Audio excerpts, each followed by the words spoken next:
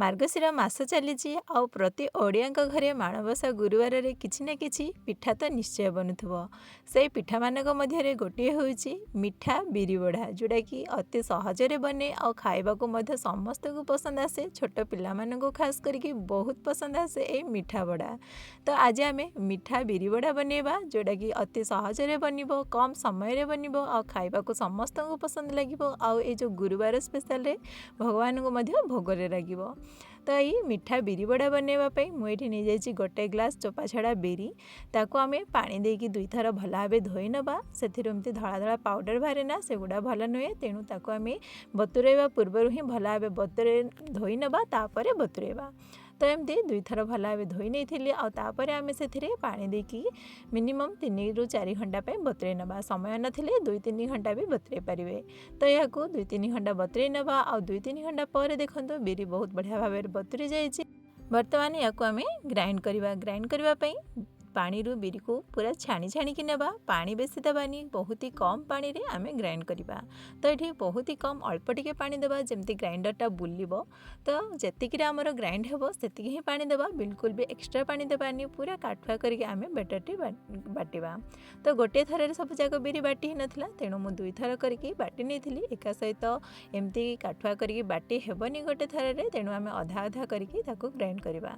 तो ये ग्राइंड करनी सब गुड़ाक आउ सब बिरी को बाटी सारिया पर ताको आम एमती हाथ रे मिनिमम 5 मिनिट भल भाव एमती घाटी नवा। घाटी देवा द्वारा ना बिरीटा पूरा फ्लफी बनिबो, हल्का हम। आ जो बड़ा गुड़िक बनइबा ना से गुड़िक बहुत ही हल्का, बहुत ही स्मूथ बनिबो।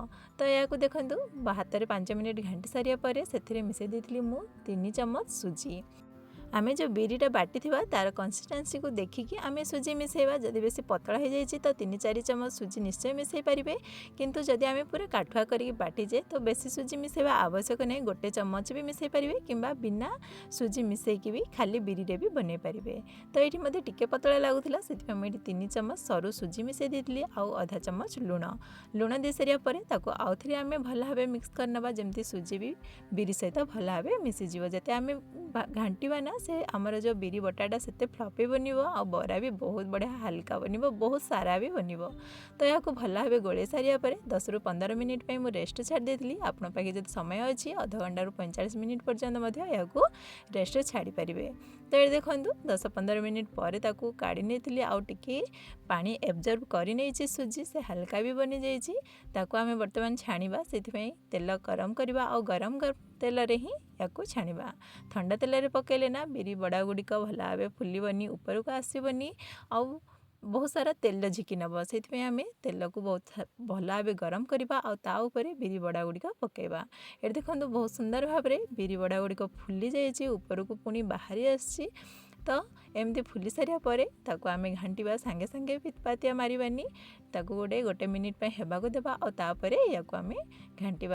बिरी बड़ा गुड़िक जो आम पकेबा ना तेल को हाई फ्लेम रे गरम करवा, पूरा गरम तेल रे पकेबा। किंतु पके सारिया पर गोटे मिनिट पई आमे मीडियम फ्लेम करवा, तापर पुणी थे हाई फ्लेम करके या बाहर करवा।